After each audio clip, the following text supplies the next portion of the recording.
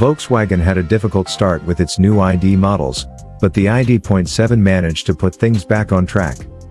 It debuted in early 2024 and wowed us with its emphasis on comfort and refinement, cementing its place on our top electric cars list. So, naturally, Volkswagen has chosen to turn up the heat and create a sportier ID.7 GTX model. In theory, it was something this electric executive absolutely did not require. Volkswagen's GTX models, which are designated for its sportier, all-wheel drive electric cars, have had an unsatisfactory track record. The ID.4 and ID.5 GTX both performed poorly, and the recently launched ID.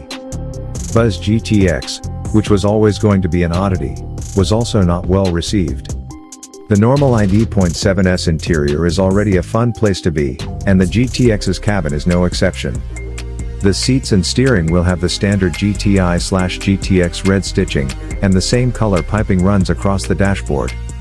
It gives the GTX an added level of sportiness, and the micro-suede fabric on the seats and door cards is a nice touch. Other electric Volkswagens had lower quality standards, but the ID.7 has corrected it. It has the feel of a genuine premium product, with soft touch materials used throughout. The 15-inch touchscreen dominates the cabin and, once again, represents a significant improvement over the prior unpleasant infotainment systems that decorated earlier ID models. The touchscreen everything approach takes some time to get acclimated to, but it generally works nicely. The fact that you have to use the screen to regulate the direction of the air vents is something I can't forgive. Madness, and a typical example of a remedy to a non-existent problem. The GTX is also as functional as a standard ID.7, with plenty of rear seat space for even larger adults and a large boot. The Tourer is worth the extra cost if practicality is a key consideration. If you want a little more sportiness from your electric executive car, the ID.7 could be the answer. The extra speed clearly contributes to its urgency. The ordinary car seems languid, whereas the GTX is more active, pinning you back in your seat but never snapping your neck like a Tesla Model 3 Performance. Changes to the steering are minor but obvious, and it seems a little sharper.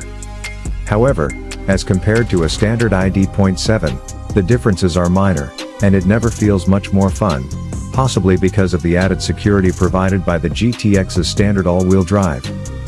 But, interestingly, none of the GTX NES has diminished the basic ID.7's abilities.